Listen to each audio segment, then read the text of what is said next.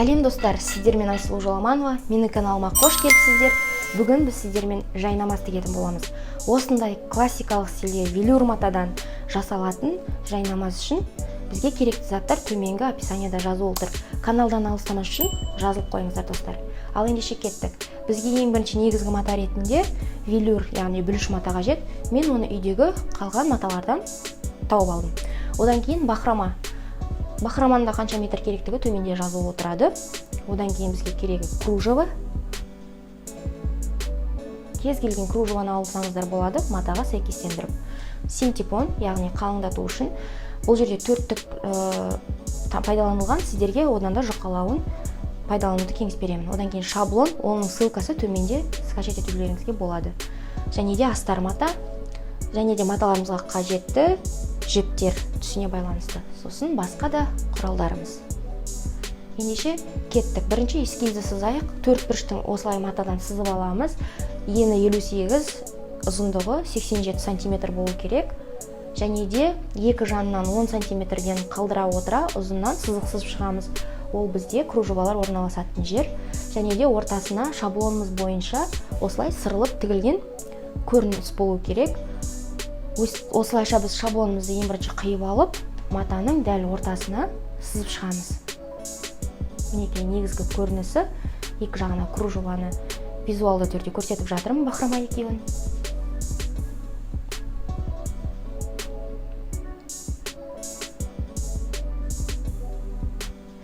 Енді біз шаблонымызды қиып аламыз.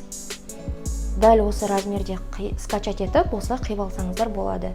Менде матам кішкене екі жағынан жетпей қалып, тігіске мата жетпей қалар деп, екі жағынан осылай жалғап қойдым. Міне енді 10 см-ді алып, екі жақтан сызып жатырмын. Енді сол сызғанның ортасына тауып алып матамыздың, сол дәл ортасынан бастап шаблонымызды қойып, толықтай сызып аламыз. Енді сол шаблонымызды төменірек сәл орналастырамыз қиғашынан. Сол кезде бір-біріне суреттері келуі қажет. Солай әрі қарай жалғастырып кетеміз.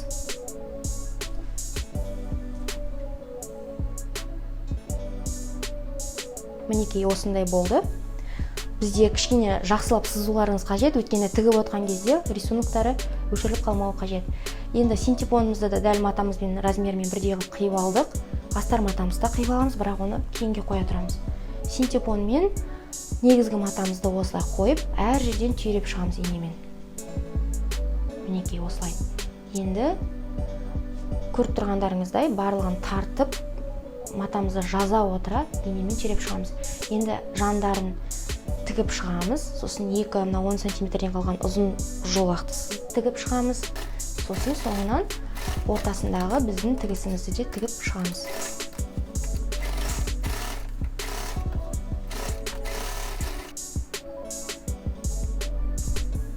Бұл жерде тігісті оңайлату үшін лапканы алып тастасаңыздар болады. Сол уақытта сіздер өте жеңіл тігіп шығасыздар, сырып шығасыздар яғни.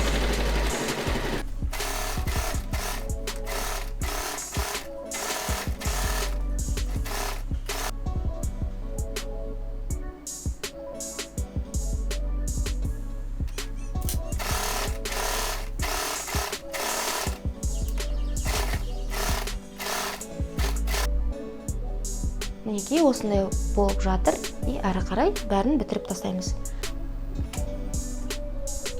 Енді әрі қарай біз кружевасын орналастыруымыз керек. Ол үшін сол екі жанынан жасап алған жолағымыздың үстінен кружевамызды орналастырамыз. Мен мына жерде байқасаңыздар, кружеваны өзгертіп тастадым. Басында басқаша кружева таңдаған болатынмын. Мінекей екі жанынан тігіп алуымыз керек. Ол үшін инемен бекітіп аламыз әр жерден. Соңында визуалды түрде қарап шығыңыздар. Мына жерде мен көрсетіп жатырмын. Шет жақтарын бірінші тігіп алу, ең бірінші тігіп алу қажет болатын, оны кейін тігіп алдым мен.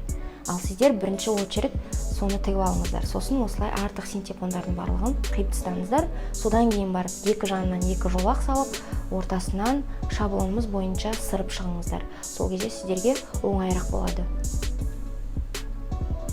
Енді жібімізді ауыстырып, кружеваның үстіне қарай орналастырып, кружевамызды тігіп шығамыз. Мінекей осылай болды. Енді астар матамызбен екеуінің оң жағын бір-біріне қарата отырып, әр жерден инемен түйреп, бекітіп, жақсылап барлығын қарап, тігіп шығамыз.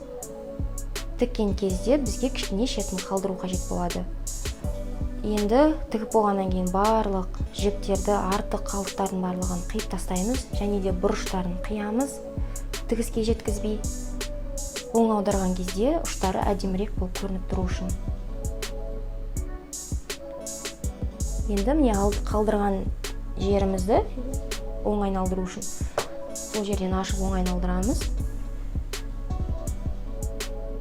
Және де ол жерді бір-біріне бүктей отыра, ішіне қарай қайырып, ине жіппен көктеп, кәдімгі қолмен тігіп шығамыз. Бұрыштарын инемен осылай шығарамыз жақсылап. Және де осы бөлікті тігіп тастаймыз.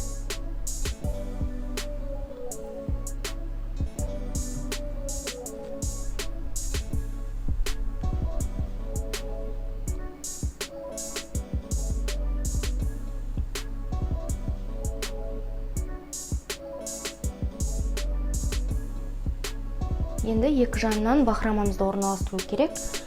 Бахромамен жұмыс істеген кезде шет жақтарын міндетті түрде бекітіп тігіп алуымыз қажет. Ол үшін сіздер осылай кішкене ішке қайырып, орау арқылы немесе зигзаг тігіске қоямыз ең үлкеніне, және де осылай тігіп шығамыз.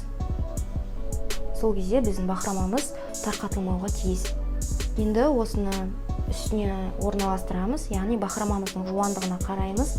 Мінекей екі тігіспен төменгі және астың жоғарғы тігіспен тігіп шығамыз. Мінекей бізде осындай жайнамасы пайда болды. Сіздерге кеңес беремін, ешқандай да қиындығы жоқ. Егер де сіздерге менің каналым ұнаса, әрі қарай каналымның дамығанын қаласаңыздар, достар, менің каналыма жазылып қойыңыздар. Пікір қалдырып кетіңіздер, қандай да бір идеяларыңыз болса, не жасау керектігі туралы осы жерге қалдыра кетіңіздер. Мен міндетті түрде барлығын оқимын. Сіздерден қолдау күтемін. Үлкен рахмет, сау болыңыздар.